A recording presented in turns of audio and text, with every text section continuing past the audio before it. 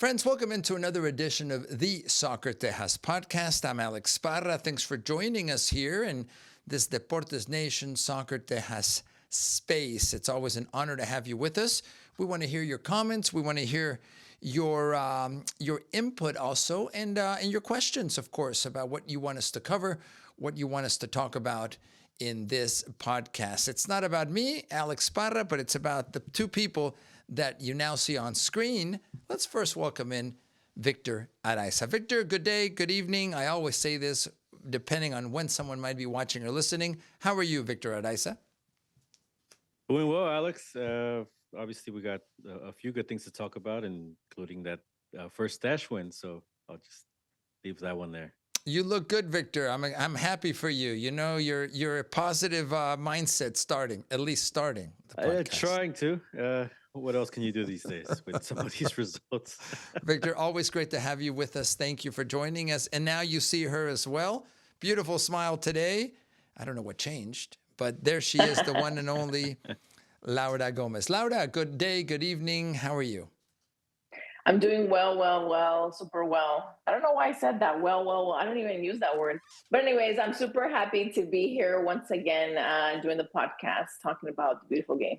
Lots to talk about. And let's start with that good positive news, which is the Houston Dash picking up over the weekend their first victory, playing at Chicago and in the Windy City. And it was windy on the field. And it's called windy for different reasons, but I won't get into that. I'm an old man and there's different reasons beyond the weather factor. But the team, Laura, went up to Chicago, second game of the season, and picks up the 3 points. It didn't look great at the beginning relative to a mistake made in the back. They gave Chicago a 1-0 lead. But what a way to pick up the first victory. It's certainly a positive step, Laura, for this team.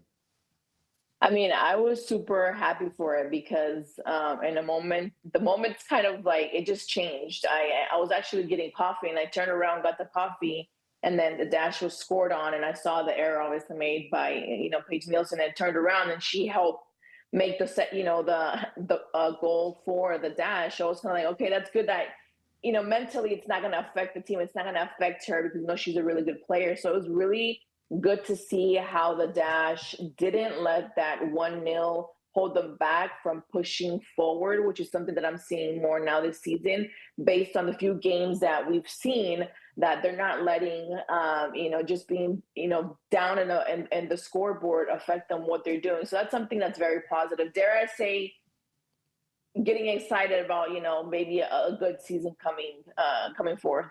We hope so. Victor, not only was the team, this is my perspective, the Dash, they were looking more for the goal. They were controlling the pace. They were controlling possession.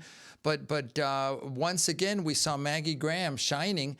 And for the rookie, Victor, that's 2 goals in 2 games. You can't ask for more than that, right? No, it's good contributions. And listen, time will tell how good this result really is. Chicago didn't necessarily look like a good team, so we'll just put that out there. They lost 6-0 in that first game, but that notwithstanding, the Dash went in there and got the 3 points, which I think for morale, for what they're trying to build, for the way they finished last season, obviously it's a big result and trying to get a good start. I think what you just mentioned, options like Maggie Graham. Now you got Calaprico there in midfield helping out to, where maybe the burden's not all on a Sophie Schmidt. I think Ryan Garris was a big miss last year. You're starting to see her contributions this year. Katie Lind as well at the back. So I think overall it is a more balanced team, right? I think even some of these players on this team last year would have helped get some good results. And that's not even starting to get into the offense, right? With Yasmin Ryan and Messiah Bright. So again, we'll see what this ends up turning out to be. But for what they're trying to build, it's a good 3 points to have, and certainly when they're coming back home this weekend. Absolutely. I think I want to mention one player that to me continues to shine, guys, which is Avery Patterson. I'm going to use this term, and some people may be offended, but she was a machine. And what I mean is defensively getting back, giving you 100%, and then creating opportunities, racing up the right side. And I think with a little more green light, maybe from Coach Fabrice to move forward and finish, at times she had the space and time. Laura, she just, I think, was hesitant. She was looking to get rid of the ball versus finishing on goal. But to me, Avery Patterson has been top notch so far. I don't know if you agree or disagree with me, Laura. No, I agree, and it's one of the things that we noticed when we actually got to interview her in the first home game, the opening game, and one of the things was, how do you keep up like that, because it was just like you mentioned, it was nonstop during the whole game, and she was like, well, my parents. So I guess it's come from generation to generation, because she said that her parents run on the beach on the day, and I was like, why are you trying to make me look bad right now? Like, why are you making me feel bad about my decisions of not running around the entire day and be able, but she's amazing. I think that mentally she's very strong right now. I think that there's a different, and it sounds, I guess, kind of repetitive of saying, new season, new dash, just because they've had to do that. But I do feel kind of a fresher breath there within the team itself. Hey, it might be as simple as we finally have a official head coach again, which can play into the mentality of the players and wanting to actually, do more and have more instruction perhaps than last year. Victor, the Fabrice Gautrat, without a doubt, is changed the team in a positive way. Tactically, that's twice that in the substitutions, the changes in the 64th, 65th, 63rd, 64th, 65th minute have had immediate influence, positive influence on the game. We talked about this at the home opener, that at halftime he lit a fire, quoting Avery Patterson, under the ladies, under the players. And he's finding right now the right mix to motivate tactically, mentally, emotionally, and that's what any team needs. So far, so good for Coach Fabrice. Yeah, I'll call it the honeymoon period, because I think, there's that feeling of a fresh season. Everybody wants to, get the bad taste out of their mouth from what last year was. Certainly the players do. Everybody wants to get on board and on the same page and try to put their part in to succeed. So I think there's a lot of that going on, which is good, because it tells you everybody's kind of, again, just to reiterate that, on the same page. How it goes, through the season as the months go on, as obviously maybe they reach some adversity in the season, or just have some tough stretches. I think that's where we're going to see a little bit more of the makings of the coaching group. But again, I think, what we took away from that first game was, they fared well. We weren't maybe expecting them to win, just because of the opponent, who are currently the runners up in the league, in the Washington Spirit. Here, if whatever this team is, they went on and got 3 points on the road. Now they can build on that coming back home.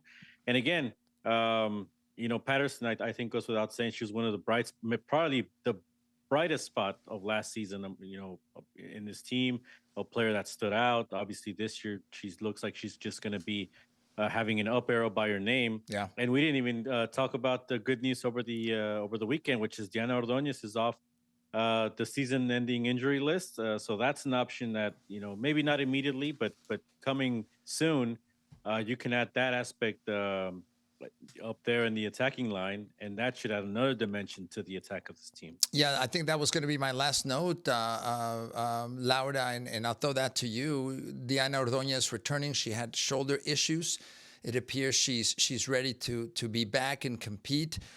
She didn't participate in game number 2, but maybe coming back home against Gotham, this is the opportunity. And I imagine, Laura, that you ease her back into it. Maybe she's not starting, maybe she's not playing 90, but little by little you're seeing how her injury is doing. But it's definitely good news. Yeah, I think so for sure. I think she'll start to play again in a home game. And like you mentioned, I think that she might start off as a starter and get taken off fast, or just come in the last few minutes of the game. I think it's important to ease her back and not overwhelm the body again, knowing that it hasn't been at competitive level perhaps that it usually is. But I think it's important to get her warmed up, because a lot of people are really excited to see her play and go out there to see her and be able to, get autographs like we saw in the last home game that we saw a lot of the people wearing the Mexican national shirt. And even though she wasn't playing, she did take the time to go out there and sign some pictures and take some selfies. So she is a very important part of the team. So hopefully she'll be able to adjust quickly and rapidly and just, do what she does on the field and be able to show more than what she did last season. So I feel like there was more, not saying that she didn't do a good job, but I feel like there's so much potential and there's more that she can prove on the field. Victor, it seems to me, in relative to last season, that the Dash now have a lot more options, a lot more also personalities. You mentioned Ryan Garris. We mentioned Avery Patterson. We didn't even talk much about Jane Campbell, who's steady, consistent. The Sophie Smiths of the world, Ordóñez, Olivieri. Maybe it's because we're getting to know a little bit the players better, but it seems their personalities are now competing in a positive way. And this may take the pressure off Ordóñez to have to be the lead, to have to always be on her shoulders. Is that a fair maybe assessment, Victor, of the team so far here in 2025? I think it's to be seen, right? I mean, obviously, it's Jane Campbell's team. I think we start with that. If there's the one personality that comes first, I think it's her, and she has some good saves in this game, and I think now with this team, the way they're playing, I think you start to see some of those saves turn into, again, points on the road. Maybe instead of coming back with a draw this game, you come back with a win because Jane Campbell made some good plays for you, and that's the way you want it to be instead of what it's been the prior seasons where it's been the other way. I don't think, at least not immediately, there's that pressure to have Ordóñez come in and have results, right? Because I think maybe some of that pressure is on Yasmin Ryan, for where she is in the U.S. national team picture. And certainly if she doesn't score, I think that there'll start to be some questions there. But again, it's still early in the season. But I think just the potential of getting both of these players clicking in that offense, especially because Ordóñez gives you a little bit more height. Now it looks like they have some good, a good width game, a good game off the wings, which again, we saw what Patterson did last year, but she didn't really have that complement on the other side, which she now has with Ryan Garris, who, again, couldn't be part of the team last year. So you get that, you get all of that now. So we'll see ultimately what it all builds up to be. It's a really good start, and it's a hopeful start for a team that, again, has been needing some good news. Let's see what they do here this weekend against Gotham. Let's see what happens. So I'm looking at the standings now, which are an improvement. Picking up 3 points early certainly makes a difference. The Dash now in 6th place out of the 14 in the league. Chicago 0-2, so they are winless up to now. But what's interesting is there are very strong teams. You mentioned, Victor, the team from the Washington Spirit, that was the first opponent for the Dash, but Kansas City is playing really well, and Orlando is in fuego. I mean, Orlando right now is the team, Laura, in my opinion, that once again is looking to control this league. I know it's early, but when you've got 8 goals for, 0 against, and 6 points in 2 matches, that speaks volumes. Of course, that 6-0 in the opening weekend certainly helped.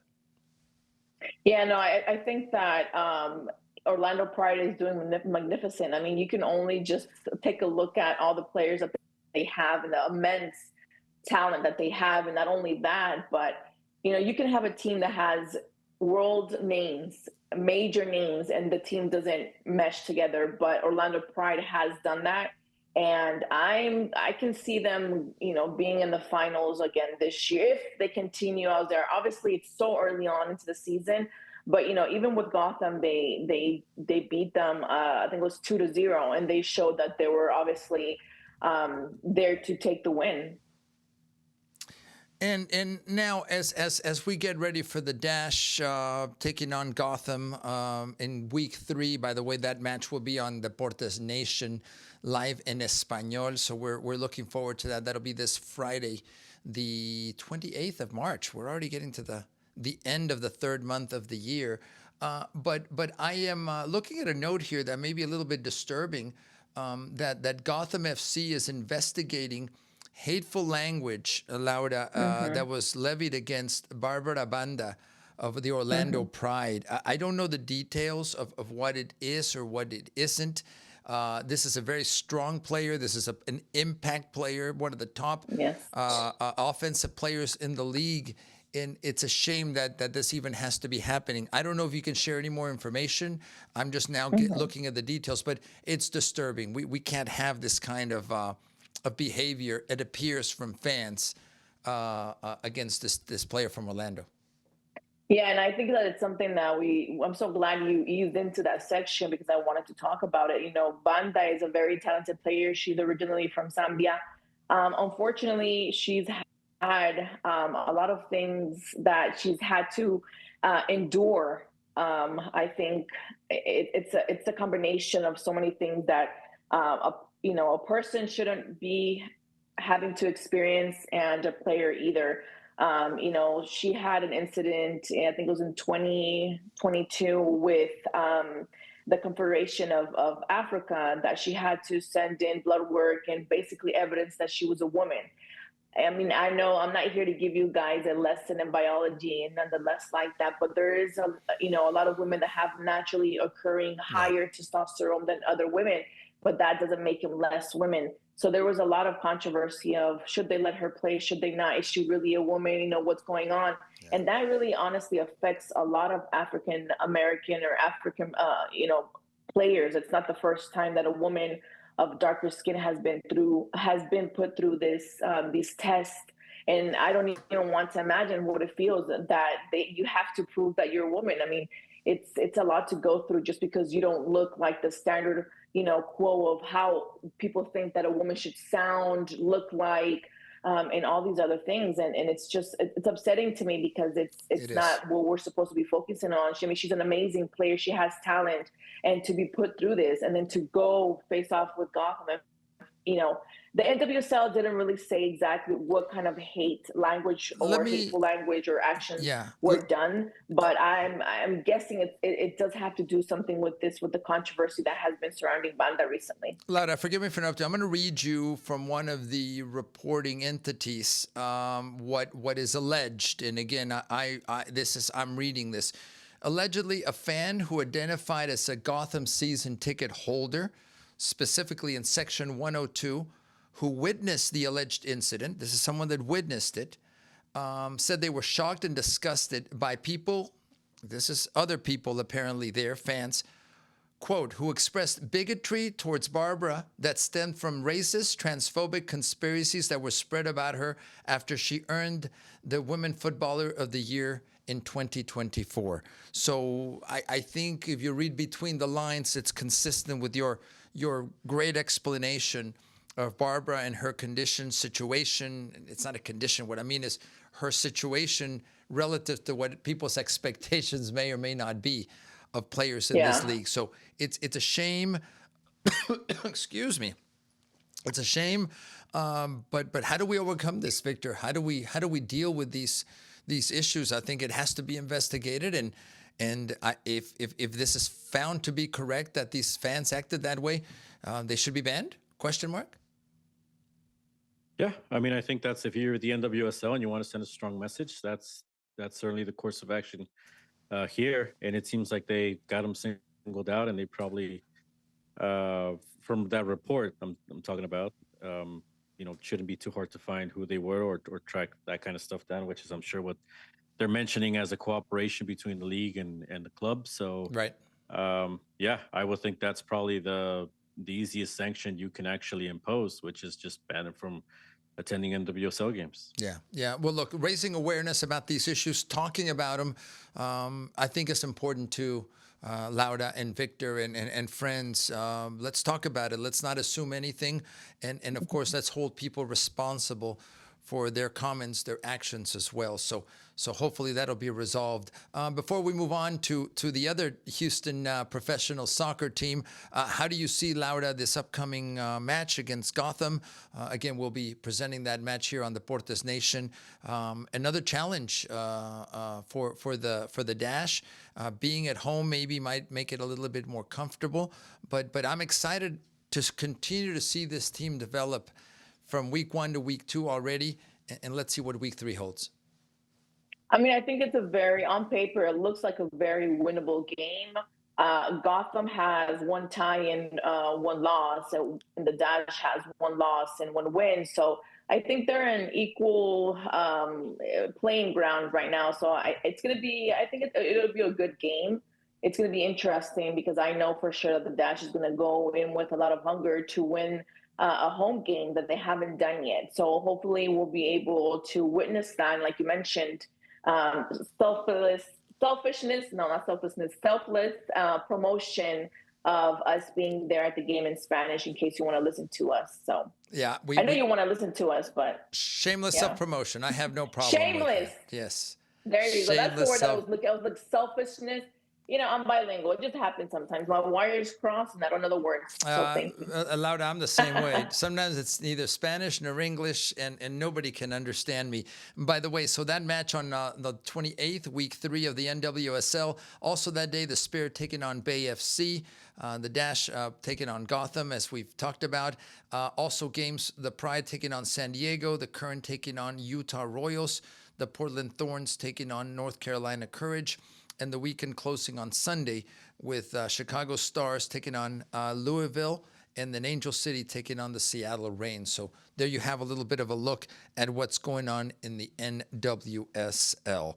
Victor, let's shift gears to the other professional team in Houston, and that's the team from Ben Olsen's team, I should say, that traveled up to Seattle, and they got a tie. Is that a good thing? Question mark, Victor? I guess it's depending on who you ask, and I suppose it could have been worse. Like they could have probably left with a loss. If you're looking at this like the Columbus game, and you're trying to say, well, for morale, for it not to be a, such a big losing streak to start the season, then sure. But this is a Seattle team that had a couple players out, important players, right? Jordan Morris, one of them, and.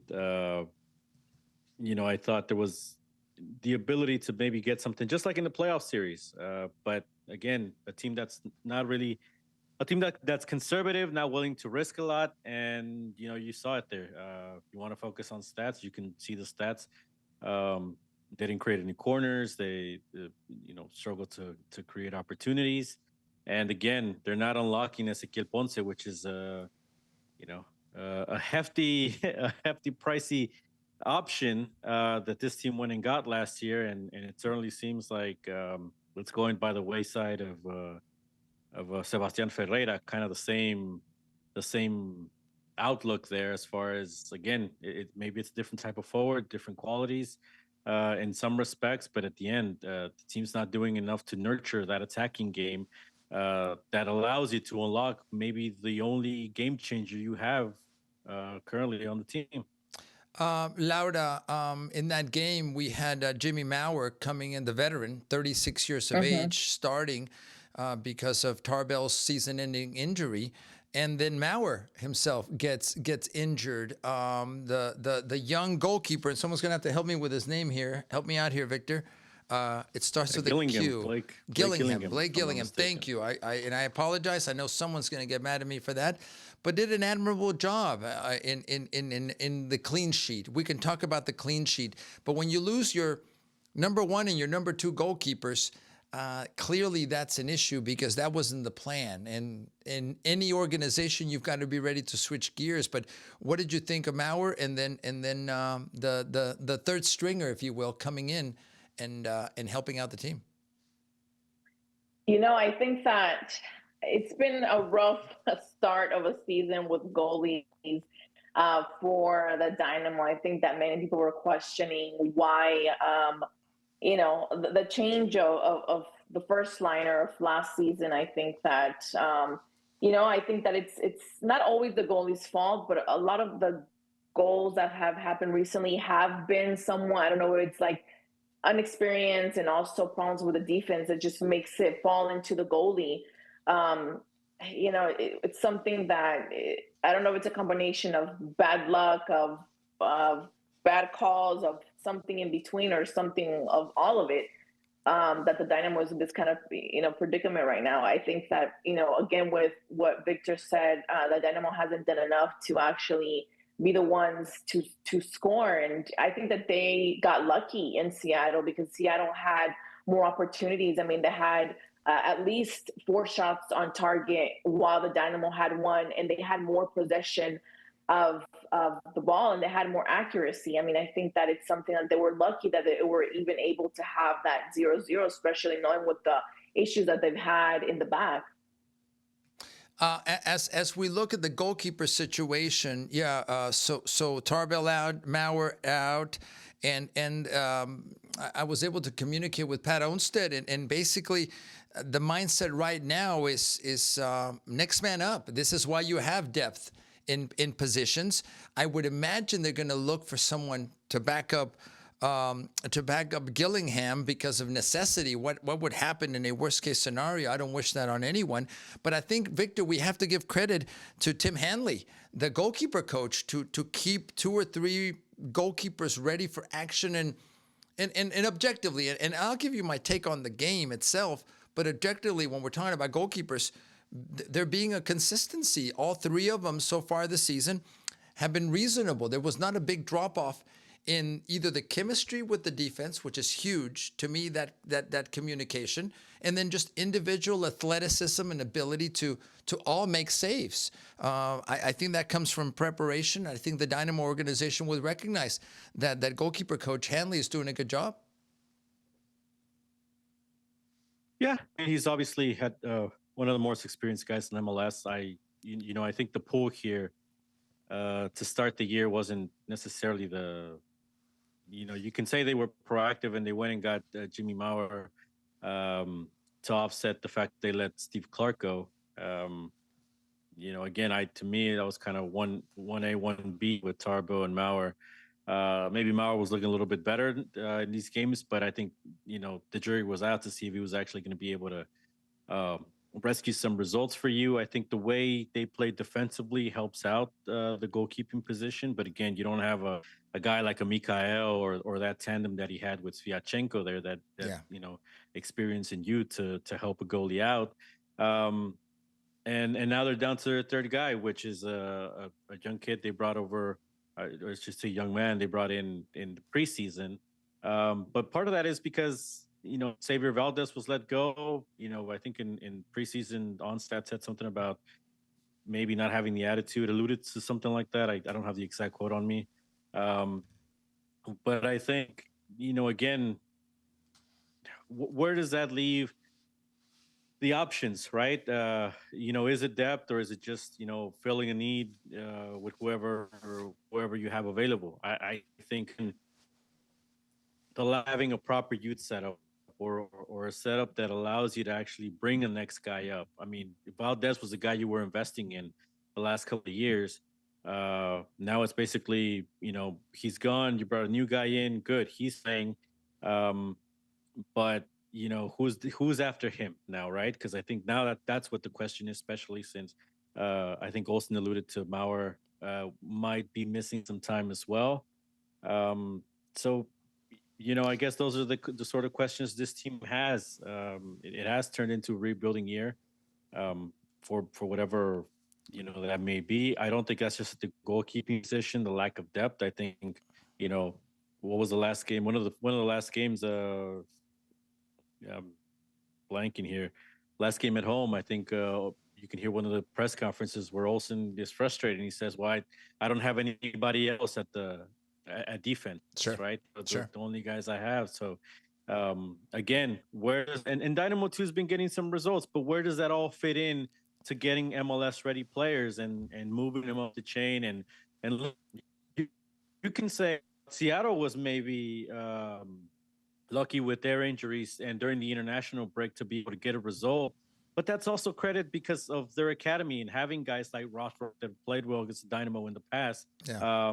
that you just kind of, bring back full circle with Houston and ask when is Houston going to get that missing piece of it, because it fixes a lot of problems. It fixes needs. It fixes economics, as far as if you don't have a budget or salary cap or whatever. That's a cheap option as well for talent. That's not to say what it could do locally, if local products would be the ones stepping on the field for Houston. Joe Gonzalez scored a great goal midweek in the El Salvador friendly. I don't know what that means for his future, if he's actually getting looked at for some of these minutes. But again, when do we finally start to see that aspect of it? Because had they been working on it before, not to say that they weren't, but I think that would be something that would really be helping right now if they had it.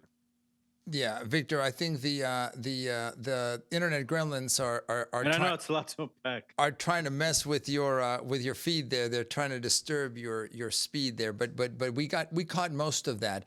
I will say this, Victor and Lauda, and I'll give you now my assessment of the style, the game model, what I saw in that 0-0, 0-0 draw. It really came down to, if you're a casual fan of MLS, you did not watch that entire match. That was not attractive football. That was not attractive soccer. Number one. If you are a fan of soccer, that was not an attractive match. That was not attractive football. That was not attractive soccer. It was built by, I think, both coaches, both managers, to get a result. And it's a style that is, to me, and I don't pretend to have the level of a Ben Olsen. I don't pretend to have the level of Schmeisser at all. It is just what I see is a marathon of a season. And then these are the games you've got to get through with your injuries, with your missing players. And you adjust to a pattern of keep it simple, keep possession, don't risk too much. And it's frankly not a style, to me, that's going to bring you success down the road to win a championship. This is my opinion. I, at times, literally saw the ball not move from within a 30-yard space, Laura, left or right, forward or back. And it was like the kids at the youth level practicing the rondos in warm-ups for a game. Very little imagination, very little risk reward. It was just, hey, let's keep possession. And I'm sure someone right now is reading the statistics and saying, man, we had a great game. I don't think that's the complete picture of what we saw. Lauda, I don't want to be overly critical. I would probably be doing the same thing, by the way, if I were coach of that team. But this is not attractive soccer. This is not going to sell the game, in my opinion. No, and I think that, you said what kind of was in a lot of people's heads, that they were playing the game kind of like, to me, I think it's too safe. It's just a lot to unpack of that game. The only word I could really think of is underwhelming and boring. Honestly, like that's like, if you, in one word, I would say underwhelming. That's what if I had to say it in one word. Yes, ma'am, rather. That's what my wife says about our marriage. Don't put yourself on blast like that. We're talking about something that's very serious here, because they have a huge problem. Your wife, I feel bad for her, but we're not going to talk about that right now. We're talking about the Dynamo and how the lack of excitement is going to get them in trouble, because they're not doing anything now, and they're going to want to try to catch up at the end of the season, and it's not going to work out for them. I think that if they want an opportunity to even get there, I think that they need to start now and not say, let's save it for the end, or let's save it for the mid-season. Like, it's the start of the season. You're not supposed to be tired. Like, what the hell going on? Like, who wants to watch this game? Who wants to be a Dynamo fan? Like, it's just, underwhelming. Underwhelming and boring. Again, very much like my wife's comments about our marriage. Victor, that said, Victor, this is what, that was week number 5 that we just wrapped up. And someone correct me, going into week 6. This season doesn't end until October. Yeah.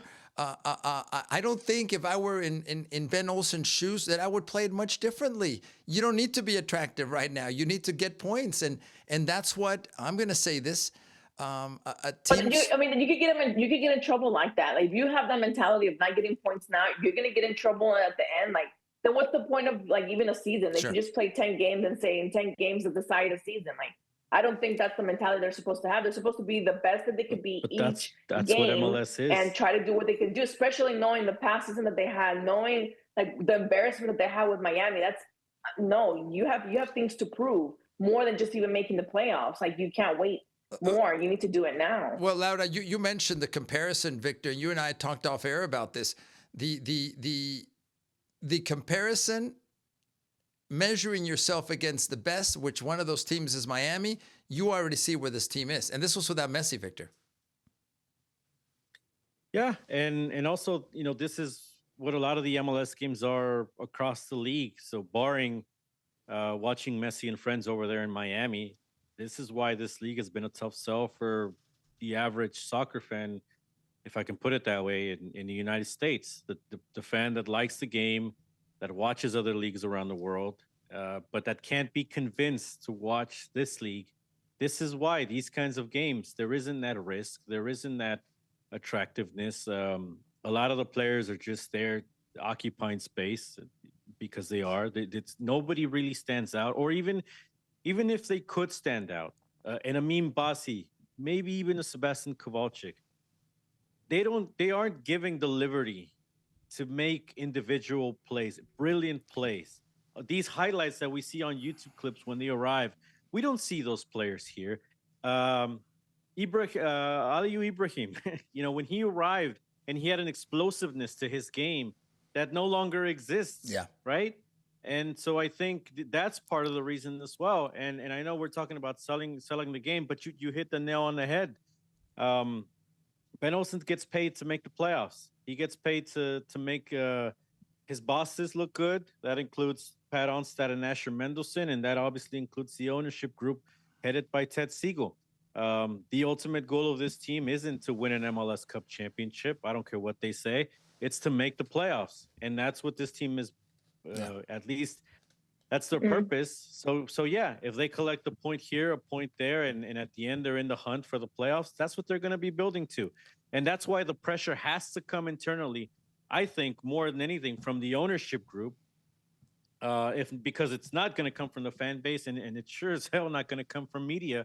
And that's the state of our sport in this city. I disagree. I disagree to a point, Victor, because I do feel like the fan base is kind of getting a little bit fed up. I mean, I saw a lot of messages on Twitter, X, whatever you want to call it, that people were not going to go and did not go to the game of the Dynamo against El Salvador because of the price point and because they were making it inaccessible to the regular fan. Because even if you have bought the season tickets, you only got the day of, they were like, 20% off for season holders. So for me, it's like if you're not winning games and the games are boring, yada, yada, yada, everything's expensive. Why are people going to want to follow the Dynamo? What's going on? I mean, I understand that logistically, like you guys are mentioning, you would do the same of not, pressure the players to win and et cetera, but that could get you into deep waters too with fans. I mean, I think, why would you want to even waste electricity watching players like that? I mean, there's nothing to it. I mean, it's frustrating to say. Well, a couple of things. Number one, a style is what sells any sport to fans, meaning winning and having an attractive, in this country, an offensive style is important. The factor of fans and engaging them is the balloons are flying for some reason. So good for me. I must be very... You're congratulating yourself. I'm doing something. So yay for me. I don't know how that works, but there you go. Now, Victor, I would like to address, though, your point about players and the system that Ben Olsen has and how maybe it's stifling versus liberating. And a system has everything to do with moving forward. And you and I talked about this off air. At times I see a Dynamo team that has an opportunity to move forward and attack.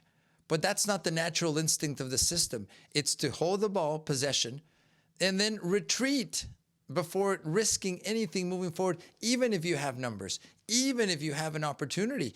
And what I've noticed, and again, I am not an expert, I've been around the sport a little bit, is Ben Olsen at times saying, well, maybe we do need to send a long ball, a direct ball, whatever you want to call it. You need to mix it up a little bit. And your players, Victor, need to have the freedom to make those choices. And I sense that when they make the wrong choice, quote unquote, in Ben Olsen's mind, in the coaching staff's mind, in the style of play's mind, there's a negative reaction to that. And it's like, no, don't do that. And then that stifles you if you're not used to that. Now, I understand discipline. I understand you have to have a common approach to playing. You can't have 11 players going in different directions, but there has to be a balance there. And at this level, Victor, I would think players could adapt to systems and also recognize things and take advantage of them. But it seems stifling versus liberating. Is that fair? Yeah, it's frustrating because I mean I can't tell you the amount of times. Listen, one of the most explosive players on this team, on this team, and that has improved has been Griffin Dorsey, and he's essentially stunted his growth by not attacking at times, by like you said, stopping in midfield and passing the ball back, retreating. When he has the speed to get forward, when he maybe should have an opportunity on goal. Again, maybe the same could be said for Ibrahim. I think, and certainly in that example, Aliyu, I think it even more so. You start to see it. It's almost like it's in the player's head already. He's so overloaded, maybe for lack of a better word, with I think everything that they put into these players' heads, the statistics, the way you have to play, the system. There isn't that liberty to say, listen, you have the freedom. If you see a play, take it. And obviously you want a balance to that, but I don't think they have that opportunity. So when people tell me also, well, when Nelson Quinones comes back, when Lawrence Anali comes back, it's going to be the same thing. Those players are going to be told the same thing. And if they're not following those directions, they're going to be benched. Yeah. That's why I don't see it any different when these players come back. Yes, Quinones was explosive when he played. It's going to be the exact same story, which some of it we've already seen. And a lot of this is, again, the way they coach all together. It's not all on Olsen because or maybe, but I do think there is this cooperation, to use some of their words, of a lot of times you see different coaches speaking to different players, giving them specific directions, and I think it's all this overcomplicated thing they've got going on. When I mean, come on, it's about scoring goals and winning games. It should be that simple. Laura, let's talk about that. And Victor raises finally a good point about speaking as a coaching staff with a common voice and not confusing players. And again, but I go back to it. At this level, players shouldn't be confused. Players should have the technical and the tactical experience, at least most of them. There's some young players, to adapt to a system. And that's part of the process of a professional player. You're asked to do certain things. It's yes, I will do it to the best of my ability. But if you start looking, Laura and Victor, and we talked about this, the coaching staff, it's almost equal to the number of players that the team has. It's like the Secret Service. It literally is. And Victor, help me find the roster here of, and I'm really searching for the official titles to all of the coaches involved. We mentioned the goalkeeping coach Henley doing great. We mentioned Ben Olsen. We know that Josh Wolf has now come into the staff. But is this the present and future I think you got of soccer? Too much hands in the cookie jar. Let's put it that way. Can that get confusing, Victor? I think it can, right? In trying to be consistent. I just think it has. I just don't see the need, and I'm going to find it here before we end the segment. The total number of coaches involved. Victor, I'll let you talk about that, and then Laura, same thing. Is it too many coaches? Victor, lead us first here. Yeah, look, I think we've seen this in the past, in the past seasons. Maybe, again, it didn't stood out because I really do think especially in that first full season with Hector Herrera. I do think he, um, just from what I saw on the field, he called a lot of audibles, if we put it that way, where he took the reins on the field and pushed this team a little bit forward more so than you would see them um, playing now. But I think it was always going to head in this direction, and certainly there is a lot of that with coaching staff and all this full on um, movement on statistics. I laugh because I'm trying to think of a term for it, and it's kind of like the Matt Jordan era on steroids here with data and analytics, and I know we get those words thrown a lot. And that has its place. It has its place, Yeah, Victor. it has its place, but it's also, and I think you can lose people like that, and especially when fans know the game, and I hear Onstad, which again, and I've told this to his face. I mean, I wish him well, but when you come on a radio show with Glenn Davis and you're talking about XG, when you're talking about a player, I think it turns people off. I think that's not the way in a soccer rich city like Houston. You know, is that really what we're getting excited about? XG? I mean, I don't know. So Loud, I'll leave it at that. Loud, I'll but come. That's the line of thinking. Loud, I'll come to you, but I'm going to give you a quick rundown of what I see today. So we have Pat Onstad, the president of soccer, Asher Mendelsohn, the technical director, Nick Kauba, who's been there a long time, as the assistant GM. Then we have Ben Olsen as the head coach, Juan Guerra as an assistant coach, Aurelien Collin as an assistant coach, Tim Hanley as an assistant coach, Josh Wolf as an assistant coach, Paul Caffrey, who's been there a long time, head of performance, Alex Calder, head of sports science, Anthony Narcisi, strength and conditioning coach, Craig Devine, director of sports medicine, Matt Murphy, head athletic trainer. And then we talk about athletic trainers. There's a sports dietitian, a physical therapist, a video analyst. I remember the days when you had a coach and an assistant coach, and that was it. Maybe a goalkeeping coach. Yeah. Has it gone too far for the results that we're seeing, or is this just part of the modern game, Laura? And we'll let you have the word on this one. I mean, I think it's great to have new technology as humanity tries to advance. Supposedly, there's going to be different ideas and different ways to do things, right? I think that it's smart to have, an athletic trainer. I think it's smart to have a sports psychologist. I think it's smart to have all these other people that really make it to the element of making a team, not only be a team, but be a great team at the professional level. But something has to change, because obviously all the 5, 6, 7 assistant coaches, how many you said, it might be too much. It might be too much and too little, because obviously something is going on. Maybe we don't know all the details to really say exactly what's going on with, the Dynamo. Maybe it's the style of play that they want to do. Maybe that, like you mentioned, that's all they want to do, and just make it to the playoffs and not be exciting about it. Or what Victor says, that they don't have pressure, internal pressure to do better. They don't have pressure from the media, in this case, or they don't have enough pressure from the fans. But honestly, like if you put people from that live in Mexico, or people that live in Colombia, or people that live in Europe, and you say, hey, what do you want to watch? What game do you want to watch? They might say, I don't even want to watch the MLS.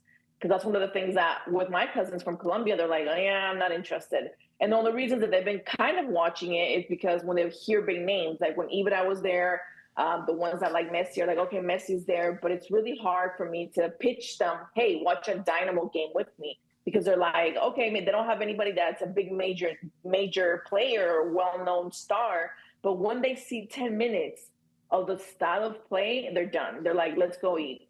I mean, it's brutal, but it's honest. It is what it is. I see that. Victor, you wanted to talk about the coaches.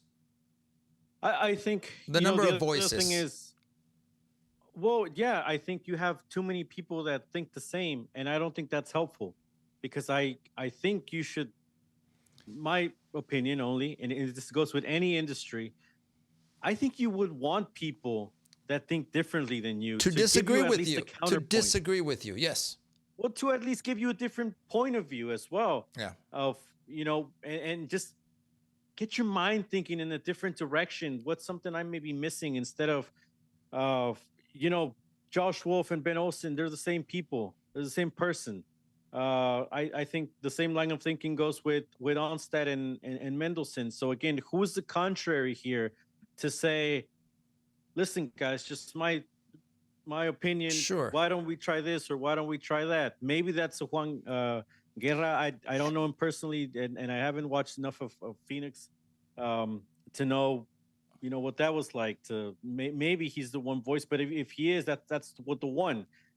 Kenny Bundy was brought up, but he's also, you know, been very you know, on their side. I don't know what other word to use. Loyal, When he was with Dynamo too. Loyal, we can say. So I don't know if he's going to be a guy that steers away from again from the habitual line of thinking, or if he's going to be somebody that agrees. Aurelian Collins, a guy that's been here for a couple of years now, and again, Tim Hadley, a different thing because he's maybe focusing just on goalkeeping. Some of those other names, again, Paul Caffrey, you know, nice guy from what I've seen. Maybe that's a guy who's been here too long. Nick Cobo, I mean, that goes without saying. We can, but the other thing here too is when that's the astounding thing to me. When you go to this page and it's 29 people on the technical staff compared to 27 players on the roster. Yeah. And Tarbo and Mauer are injured, so you're taking those out of right now. I mean, that tells you.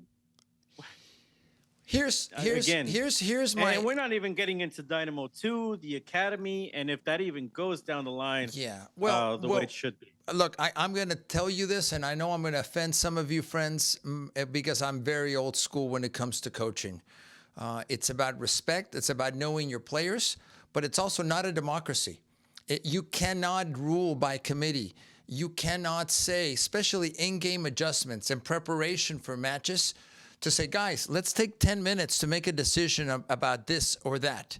It is instinctive. And I know I'm going to get beat up by saying, no, a good coach never has to deal with instinct. I disagree. I think you can throw out statistics out the window if you're feeling something, if you're seeing something, if you know your players, if you're in the moment of making a decision, especially with the experience of the people we mentioned. They've seen this before. One of the big criticisms today, Victor, and I'm really going to get beat up for this one, is there's a lot of coaches out there that have never played or have played at a very basic level. If you've never seen a ball come to you in a certain way, if you've never seen a scenario that you've lived, you don't have to be playing for a national team. It's hard to teach that. It's hard to react to that. Analytically, you're not going to find the solution in looking at spreadsheets. You have to remember what you lived. You have to remember what you did or saw, either for or against you, and pass that knowledge on. To me, that's experience. But you cannot do it in sitting around a table in a meeting. Is it important? Yes. But someone's got to speak with one voice and say, this is the way we're going. And maybe, Victor, that goes back to your comment about, look, you can have different people with different experiences and voices, but at the end of the day, it has to be Ben Olsen that makes that decision. And I understand that. I personally don't feel that you need to get to a point where you have a ratio of 1-to-1 coach to player. I think it's too much. Honestly, I don't see the need, but you know what? I'm an old man. I'm on my way out versus coming into the sport. Laudal, we'll give you the last word on coaches and coaching staffs. I mean, I agree with what you guys said. I think that obviously some things are necessary. Again, the evolution of soccer is necessary. I don't know, but as an owner, I would kind of turn around and, you know, say, okay, so we have these many people. What are the results? Like, what does each one do? What's really going on?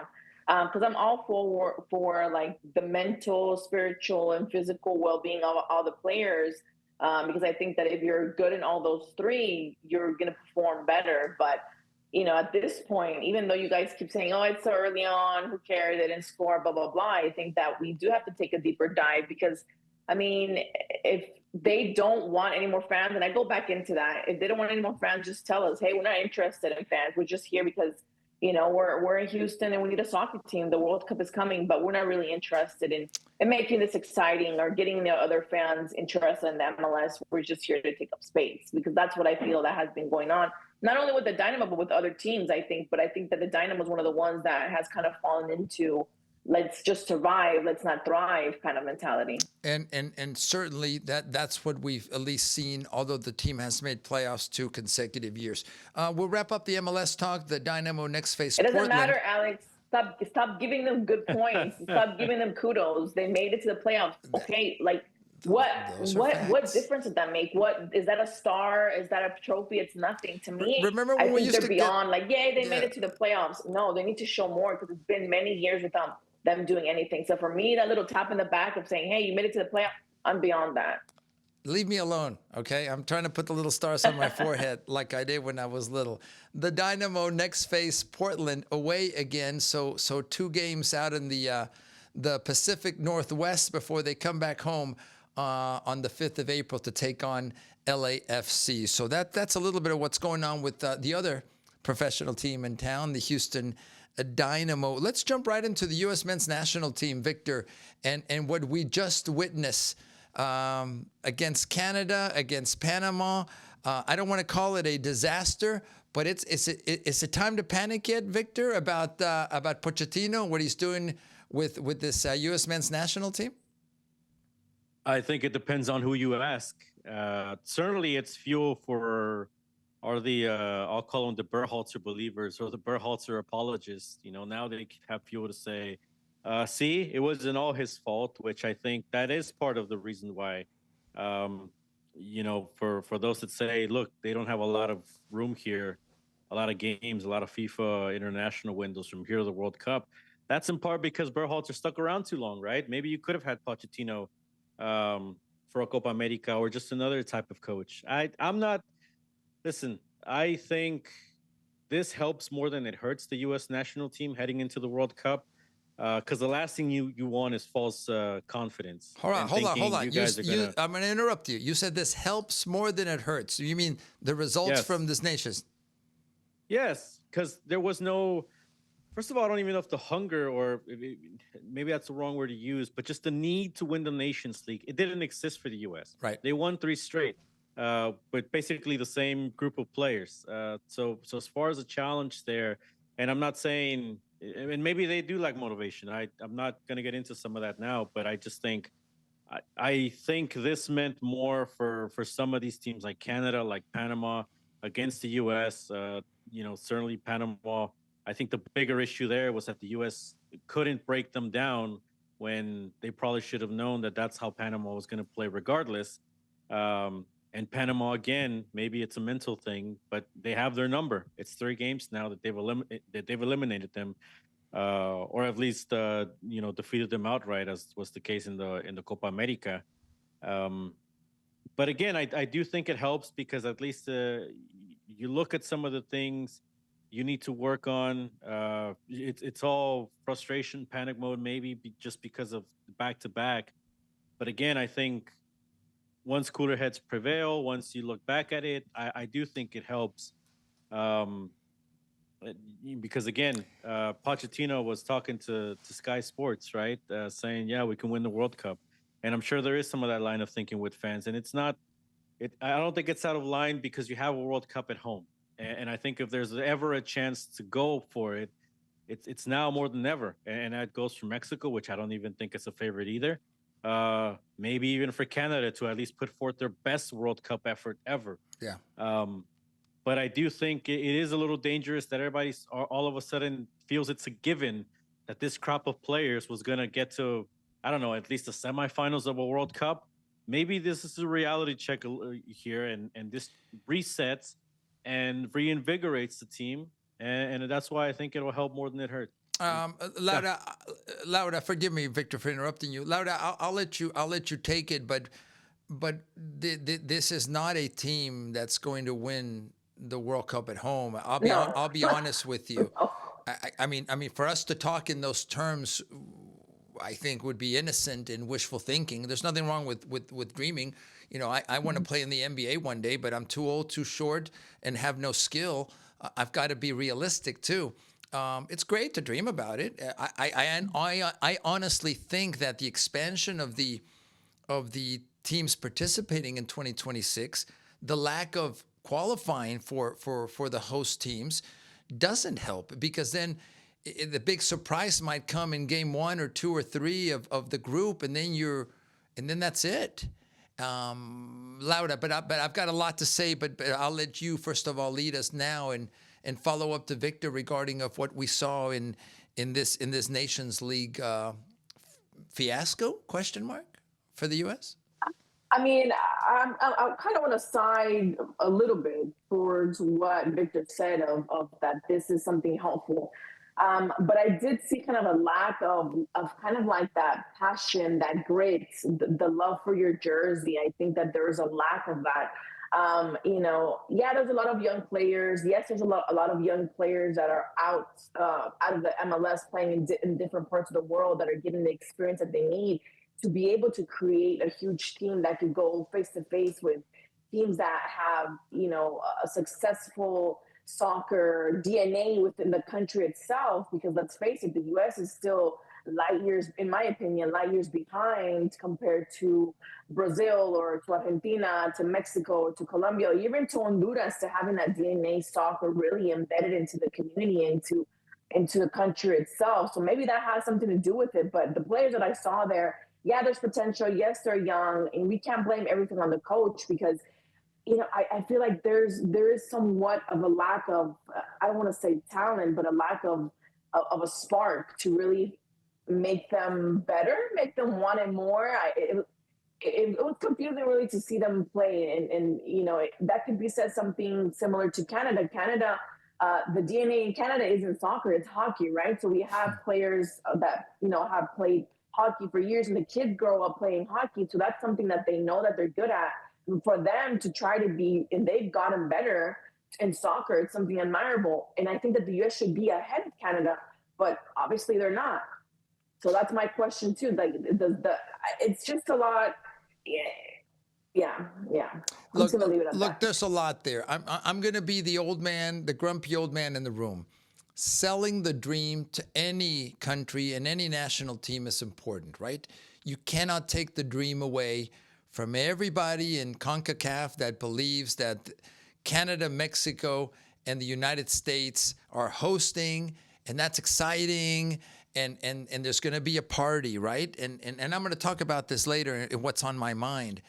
But that's not reality, friends. The reality is that the United States or Mexico or Canada are not favorites to win the World Cup. Could everything align perfectly? Could they be lucky enough to do it like other teams have done it? Yes.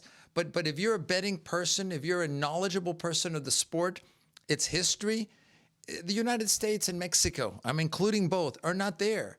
There's nothing wrong with dreaming. There's nothing wrong with supporting. There's nothing wrong with wanting it to happen, and maybe it will. But I don't believe so, and I don't think any sane person's going to tell you that they're favorites. So pop that bubble and now get back to reality, which is what is the best team that can be on the field for the United States? And what is that going to take to get them there? I think qualifying would have helped. I think maybe Victor is right. Why not start looking at reality now versus this dream illusion of look at us dominating CONCACAF? That's not even the case anymore for Mexico. It's a toss-up. You throw Costa Rica in there, by the way, who've had their moments. Panama now, among others, and some would argue Honduras and El Salvador on any given Sunday that can pick up a point or two. It's too crazy.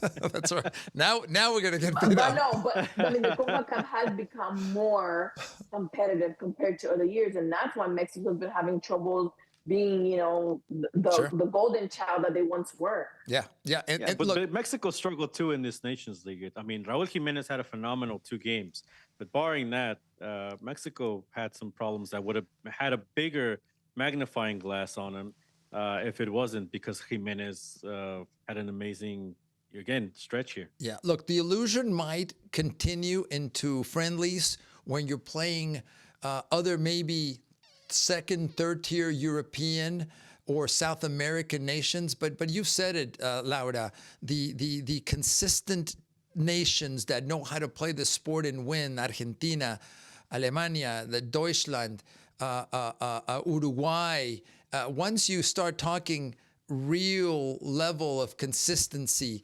it's there. Spain, and there's just a few that I'm mentioning that are above and beyond and better prepared for these kind of competitions. Again, nothing's impossible, and I don't want to sound like that guy who's pessimistic and it's done. But let's No, it's not pessimistic. it's reality, I analysis. think, and let's put it in that context. All that said, Victor, what's next for Pochettino? I mean, you don't change courses at this point. It's too late, right? No, you're in it for until next year, and I think you got a year to prepare that best 11. And listen, they didn't have that best 11 for this Nations League. That's also something people are overlooking: the importance of a guy like Anthony Robinson that you didn't have. Maybe a Serginho Dest adds a little bit something different at right back. I don't know if you have the best version of Tyler Adams or even a Weston McKennie, especially at the national team level. Yeah. Maybe there's an overdependence on Pulisic. There's still question marks in that number 9 role. Josh Sargent didn't exactly get it done. Pepe's injured. Again, we'll see. The other options that are out there. Ayumang, I think, looked great, or at least was some of the best of this current crop here in these 2 games. Obviously, he scored in that loss in the 3rd place game, but that's an option. A guy that's in MLS right now that could potentially, be part of that crop of players reaching the next level coming into next year. Diego Luna goes without saying. We saw him here in Houston against the Dynamo. Yep. I mean, he's been progressing as a player, and he's a guy that you could point to. I don't even know if we got to see enough of Brian White, who's been doing very well with Vancouver. So I think, the one thing is, I don't know if the U.S. have necessarily that depth that they think they have, but I do think there is opportunity here for teams to still make the U.S. roster going into next year, into that World Cup. And I think Pochettino is going to be looking far and wide to seeing who's going to be those guys on the bench. Because, like you said, like you saw in these last 2 games, I don't think the options are all there, and the door is certainly open. If I was a Griffin Dorsey or somebody that could sneak into that roster, if we can put it that way, man, the time is now. The time is now, and I think the pressure and the cause for more pride, more energy, Laura, what you mentioned, more passion in representing your country are going to be there if the results don't go in the U.S. men's national team way. So by the way, we didn't even mention Jack McGlynn played a tail end of that Panama game. Again, maybe didn't make a difference.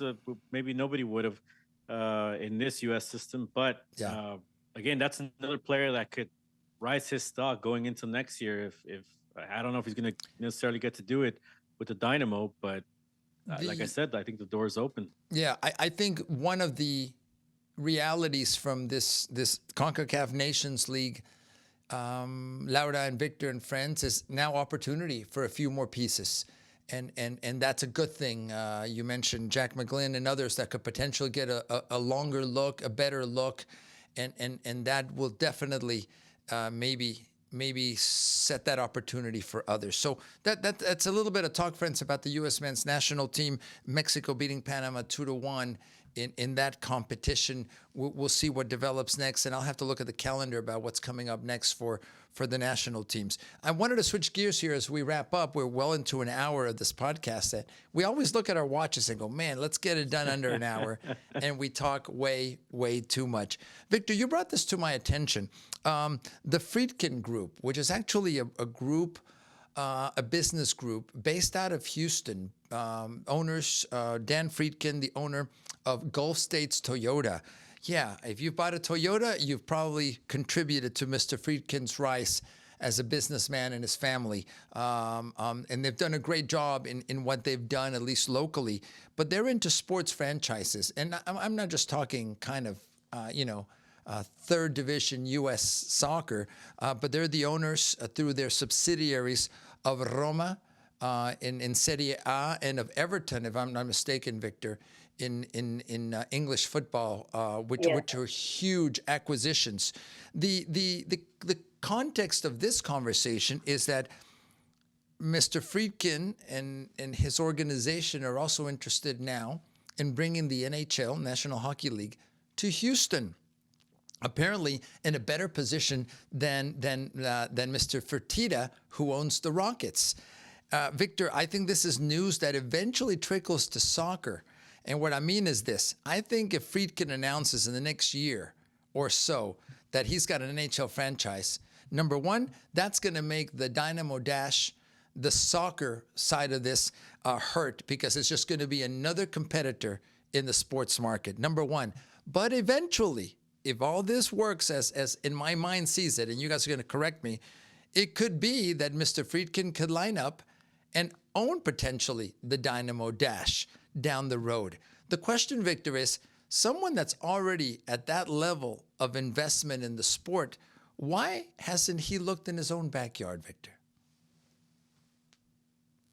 I would think, and I'm just guessing here because I don't have any inside information. I would think it's because of the model of MLS. You're binded to what, as an MLS franchise, a lot of what the league dictates you to do. And I think on top of that, the money that you got to put in, I think it's a better return if you do that in the European clubs. And certainly, I think he's not the only American owner that has done this. Gone and invested abroad in one of these teams in the European leagues and try to rise up into the Champions League picture, Right. which you mentioned Roma, and now also more recently with Everton. Jeff Luhnow is another name that comes to mind, the former Astros GM, that reportedly did have interest in getting into MLS, but again, because of the way the league is set up, the centralized nature of the league, and because maybe you didn't have as much autonomy over managing a team, decided to go into Mexican second division with obviously the foresight to maybe eventually get up to Liga MX, and has already done it in La Liga, going from second division up to the first with Leganés. So I would imagine Friedkin might have inquired, and it probably goes down the same road. Because if he wanted to, he certainly has the money to buy out Ted Siegel for what he reportedly paid, or sell But a I few think sell a what few you- more Toyotas, and I'm sure he could figure that one out financially. Yeah, and I think they're a major sponsor of FC Dallas, which is another. I mean, we tie it into the soccer realm. Maybe that ties into the Toyota Center sponsorship as well, and that would be a win-win in that case if they end up renting out Toyota Center from Fertitta.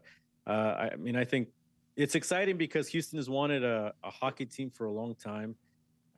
It does add more competition, but I always think more competition, sometimes it's good. So we'll see if that raises any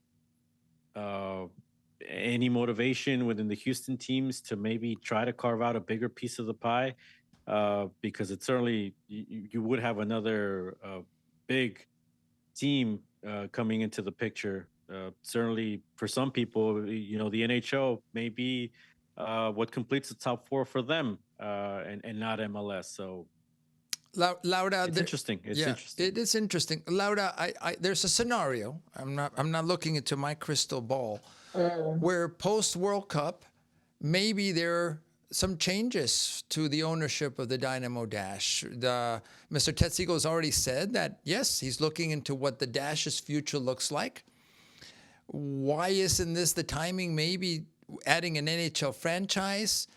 Could the marketplace change? I don't see this as good news. I repeat, short term for the Dynamo Dash. More competition. I think it's just going to the newness, the excitement of the NHL. Even though the culture of hockey is not here in Houston, I'll be honest with you. That's my take. I think maybe there's one No, it may or be two more than you facilities. think. It may be, Victor, but it certainly is not going to help soccer, in my opinion. But maybe, again, I'm thinking post World Cup 2026 that there's a whole change in this. And there's a lot of people that are very interested in sports franchises. A lot of billionaires out there these days that can write a check and get it done. Laura, what is your take on what this means to the sport of professional soccer in our city? And I'll throw one more out there at you just to confuse you. The USL, which now has a first division, and we'll have to maybe get into this conversation, has talked about promotion and relegation, something the MLS single entity model is not going to do. So that's going to bring even more excitement to the potential of a competing first division league to the MLS. I'll be quiet, Laura. I mean, I think, if I'm not mistaken, I think that group, the Friendly group, tried or was in the talks to buy the Houston Dynamo way back when, but nothing really came of it, and they eventually backed out. Nothing was really concrete. So I think that there was an interest. Is there an interest now? There's nothing right now that we've heard or seen or anything. You know, I went to go see the Arrows a lot when they were here. I really did enjoy it. I think it's a different kind of sport, and more so now. You're saying that we don't have the culture, but we have a lot of new people that came from states that do have a heavy culture of hockey. And I've noticed that just, when you look at, the different cars and the different places that they haven't changed, or, talking to the people in the streets, because you hear a different accent that isn't y'all, how y'all doing? It's a little Southern accent that we that little tang that we have. So I think that there has been a lot of migration within the U.S. to here to Houston. So that might be a spark that people might want to go see it and like hockey and want hockey. I know that there's a lot of people that miss the Arrows as well. So I think that there might be enough. And like you mentioned, that the novelty of having a team here again, a sport where it's, legal to be able to get into a fight and they let you fight. So I think it might bring a lot of attention. And they'll go check it out. Yeah, well, look, I'm going to stop you right there, by the way. And one of my tangents is I don't understand the culture, and this happened in a recent competition with USA and Canada. As soon as the puck dropped, forget playing, they got into a brawl. Look, you don't have to be a genius. You need to watch the Mighty Ducks. Watch all the franchise of the Mighty Ducks movies, and you'll be able to understand this kind of passion. I get it, but. Look, now I'm going to sound like a grumpy old man. There's no way you're telling kids it's okay to hit each other in the head. I mean, there's rules. There's rules within the fighting. There's rules within the fighting. You just made my point. Let's let everyone in soccer, guys. You're mad at each other. Go ahead and just fight it out, guys. Do it anyways, Alex. Go ahead and fight it out. Get red cards. I think that's a topic for another day. I'll leave that one there.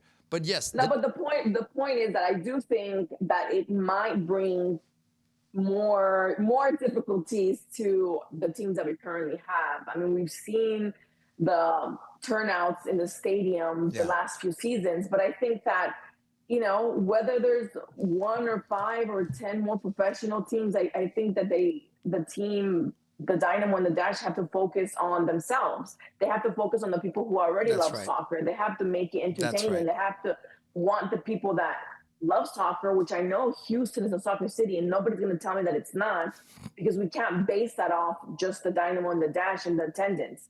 I know it's a soccer city because we've sold out, many, many times in the stadiums.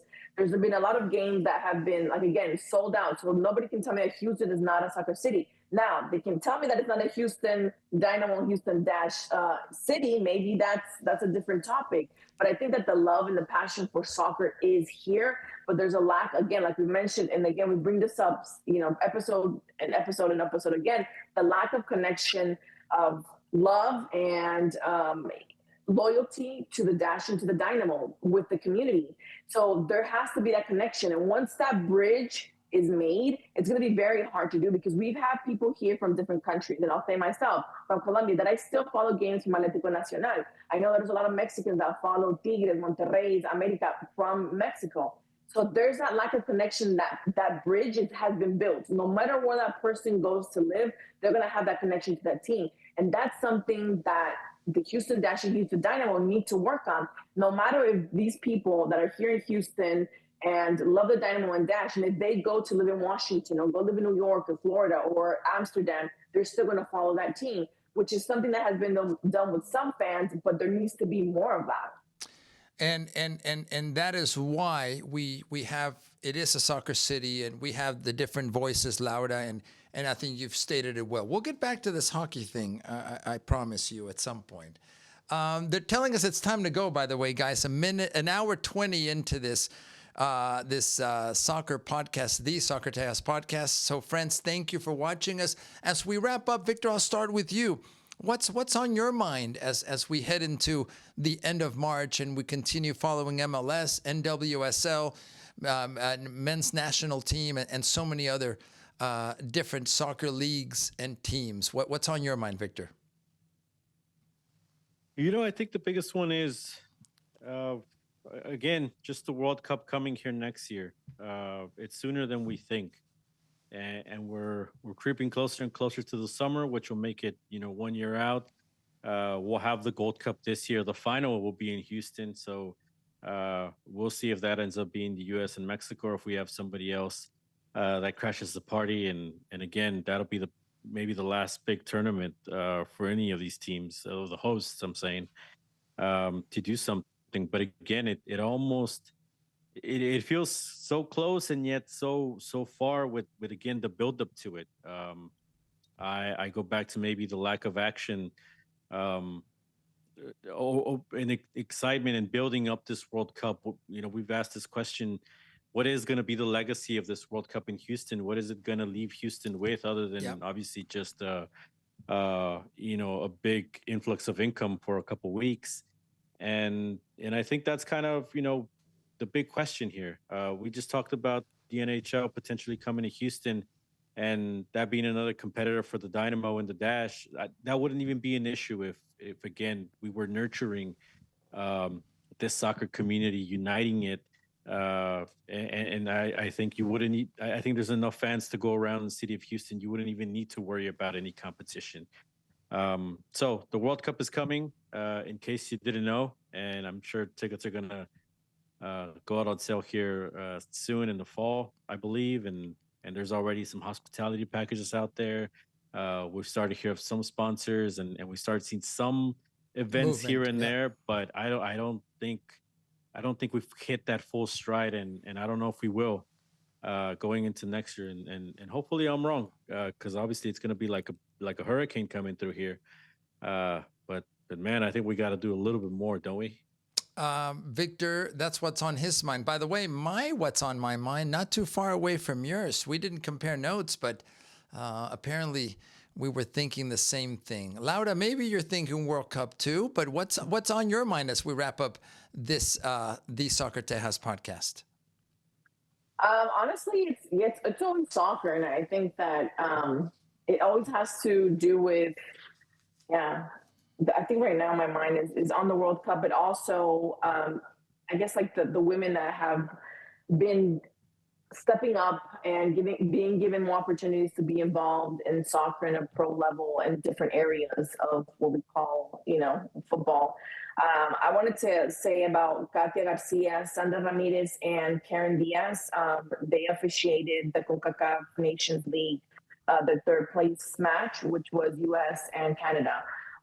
This is something huge. I mean, if you think even 6 months ago when Katia made history by becoming the first female to referee a U.S. men's game, it's something that should have been done many years ago, but wasn't done. And finally, I think that there's somewhat a little bit more of opportunities for women to be in these kind of positions to show that, obviously women can do it well and do it better than men a lot of the time. So I'm glad for those opportunities. Just really love to see that.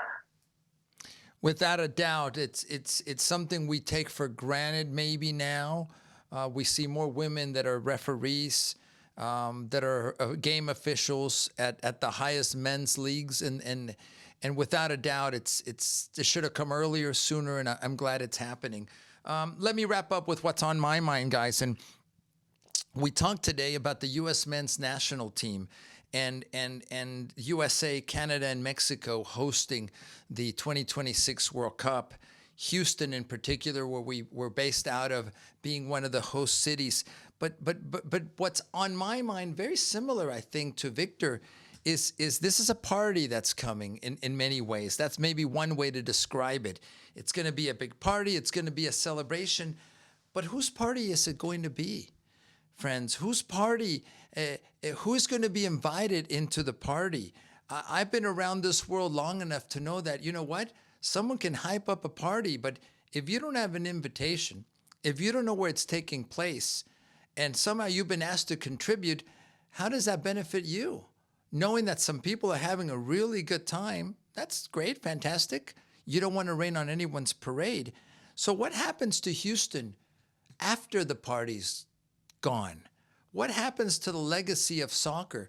We, some of us that have been in Houston since the 80s, lived the 1994 World Cup in the United States. Houston didn't host. There were games in Dallas.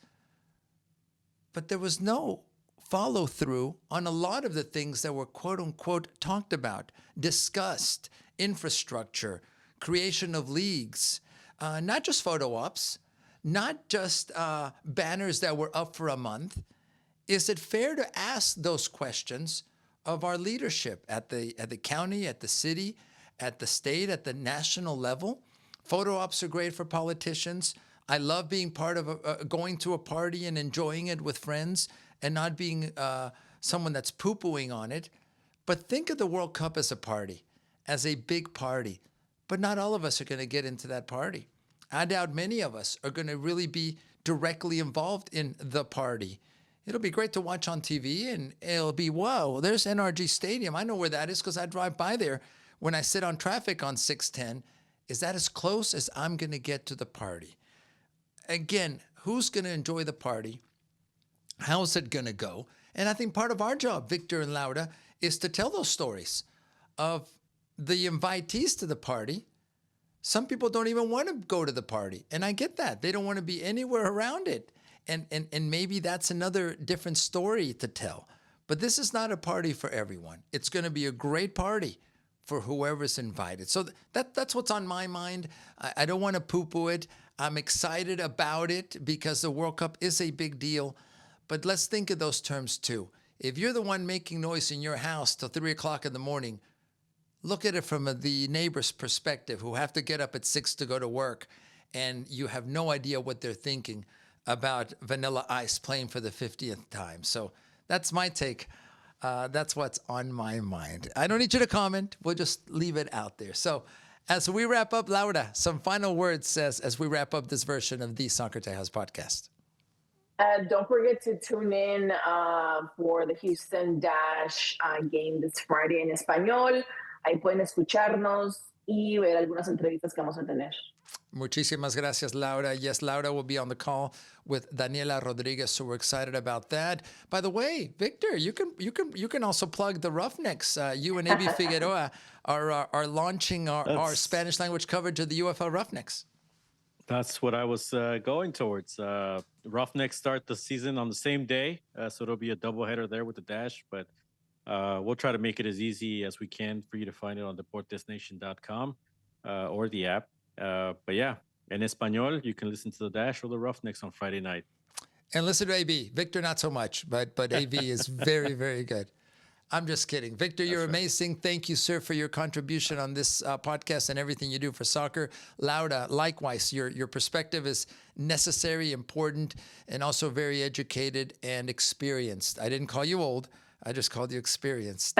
So on behalf of our production team friends, on behalf of Victor, Laura, I'm Alex Parra. Thanks again for following us, for tolerating us, for putting up with us. Send us your comments, your messages. You know how to find us on social media. On behalf of all of us, thank you for being part of this latest edition of the Soccer Tejas podcast. Until next time.